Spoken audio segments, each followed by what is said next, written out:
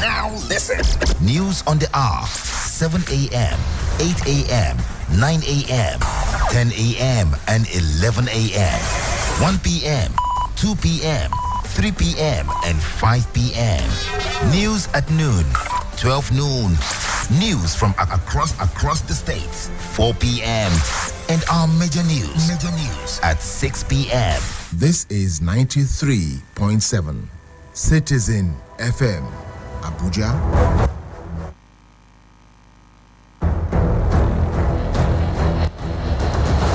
Time for news on the hour. Court nullifies candidature of Abia Governor-elect Alex Otti.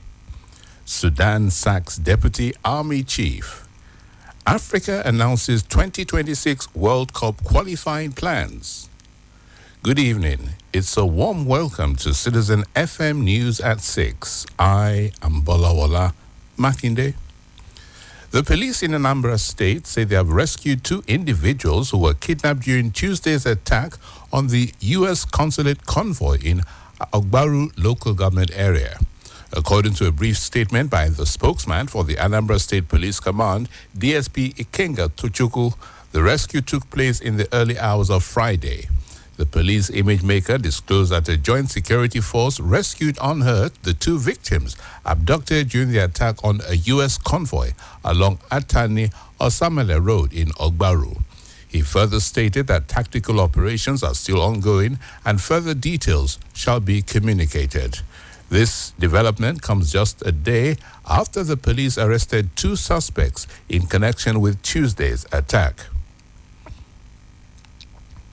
Justice Mohammed Yunusa of the Federal High Court Kano has nullified the candidature of the Abia State Governor-elect Dr. Alex Otti and all the candidates of the Labour Party in Abia and Kano states.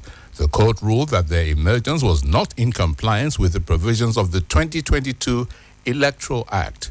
A copy of the judgment delivered by the court was made available to newsmen.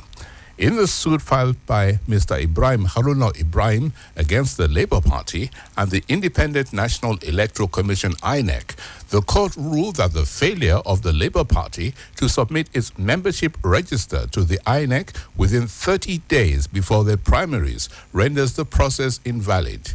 He ruled that the party has not complied with the provisions of the Electoral Act and cannot be said to have a candidate in an election and cannot be declared winner of an election.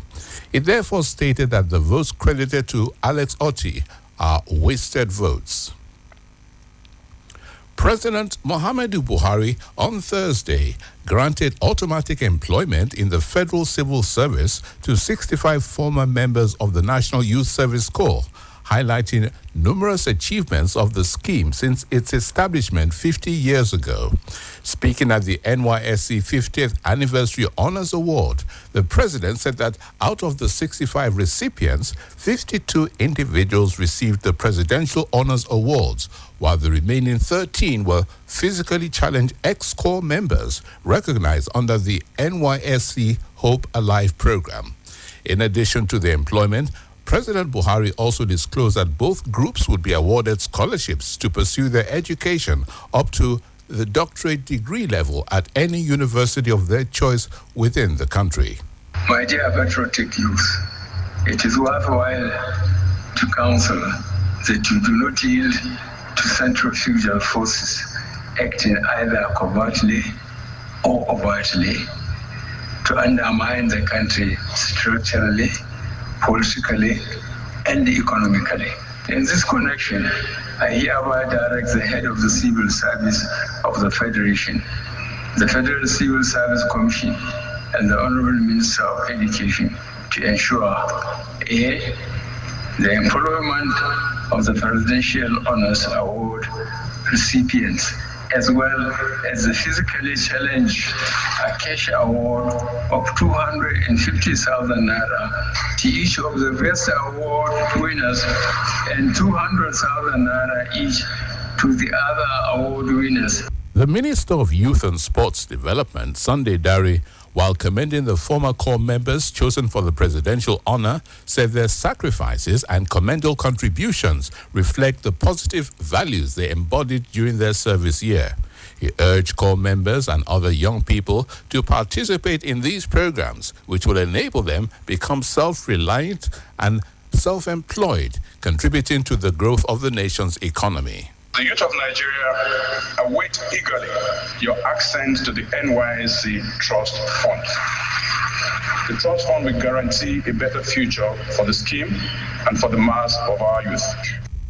The Senate Ad Hoc Committee has begun the holistic investigation into alleged unauthorized spending by the Niger Delta Development Commission, NDDC.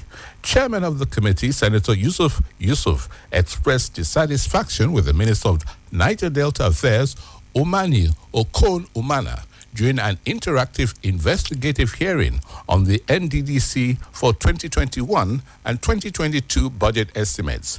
The minister and his team appeared before the ad hoc committee at the National Assembly complex on Thursday in Abuja. While it is utmost desire of this committee that NDDC budget must take care of the general interests of the people of the region, as they are seriously craving for development and empowerment. In view of this, we require an overview of NDDC 2021-2022 budget estimates from the Honorable Minister of Niger Delta Affairs. Scrutinizing the ministry, some of the committee members said it was a breach of the Constitution for the NDDC to carry out expenditure of the budget estimates without approval of the National Assembly. The minister will not know, even those ones that are not within his threshold, because we are the supervising ministry and they have a right to look at every record within your office, irrespective of the ministry where those documents are domiciled. Having said that, I would like to know when at the time you joined as the minister, because even before the minister you were the MD, by the time you joined as the minister by July 2022, does it mean that they never came to you, the ministry, for any approval? Responding to the Committee on the Financial Records on the expenditures of the Commission, the minister said it was not in his capacity to know if the NDDC was exceeding its budget, but was in the capacity of the account officer of the Commission to know so. I'm sorry to go back to this issue of accounting officer. I have also taken my time to read the Procurement Act. And the responsibility, that is why a minister cannot give directives on the financial administration of a parastatal. No minister can do that because he doesn't have such powers. He's not the accounting officer. The issue of threshold, as the distinguished Senator Kali pointed out, is specified. The CEO has his own threshold. Beyond that, he goes to his management's, the parastatals. Beyond that threshold, it goes to the ministerial. It is the CEO who would say this procurement is beyond my threshold so that I don't get into trouble. He will then write to say this one should be handled by the Ministerial Tenders Board. If he doesn't write, nobody will interfere because at the end of the day, he's the one to answer for whatever he has done. Sultan of Sokoto, Alhaji Mohammed Saad Abubakar III, has implored Nigerians of all persuasions to support a smooth transition program in the country, as peace is critical and it is a platform for individual and societal progress. He said that no one should contemplate the disruption of the smooth handing over of power from the outgoing administration to the incoming one. The Sultan was speaking while inaugurating the Abuja National Mosque Management Board of Trustees of Education, Social and Health Mission, and the project implementing arm of the Nigerian Supreme Council for Islamic Affairs. He emphasized that regardless of what the feelings of citizens were, it was imperative for all to collectively work to protect the democratic culture. The Sultan urged the new board under the leadership of His Royal Highness Etsunupe to join hands with the leadership of the council, the Masjid, and other stakeholders to continue in efforts to take the mosque to its lofty position through positive innovations, commitment, and consultations.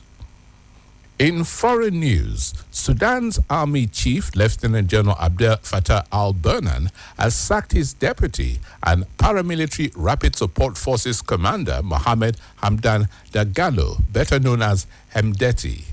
Both General Burhan and Hemdeti have served as chairman and deputy of the ruling Sovereign Council, respectively, since the October 2021 military coup. In a decree released Friday, General Burhan appointed former rebel leader Malik Agar as his deputy. Mr. Agar is also a Sovereign Council member. He directed the Secretariat of the Sovereign Council and the relevant state authorities to immediately effect the decree. In sports, Africa will employ a single stage of World Cup qualification for the next finals in 2026, doing away with 3 rounds previously for a format that will take almost 2 years to complete. The continent will have 9 places at the expanded 48-team tournament in North America and have decided on a format of 9 groups where the winner alone will qualify for the World Cup, the Confederation of African Football announced on Friday. Africa previously had up to 3 stages of qualification: preliminary rounds involving the lower-ranked countries, then a group stage followed by 2-leg playoffs to decide the 5 representatives the continent has previously had at the finals. For last year's tournament in Qatar, the entire African qualifying process was squashed into a 6-month period. But for 2026, it will take 23 months before the identity of the 9 finalists are known. The draw for the 9 groups will be made in Cotonou, Benin on July 12th, CAF has said. And now, before we end Citizen FM News at 6, here is another look at our highlights. Court nullifies candidature of Abia Governor-elect Alex Otti. Sudan sacks Deputy Army Chief. And Africa announces 2026 World Cup qualifying plans. And that has been Citizen FM News at 6. I am Bolawala Makinde. The news was edited by Lawrence Umwete. To listen to us online, please visit www.citizenfm.ng. Follow us on social media, Facebook at Citizen FM Abuja, Instagram at Citizen FM 937, and Twitter at Citizen FM 937. Good evening. It has just begun. Check it out. Rescan your dial. You found it. You found it. Citizen 93.7 FM. Abuja. We are the best. To 93.7 Citizen FM. Based in Nigeria's capital. Your #1 radio station.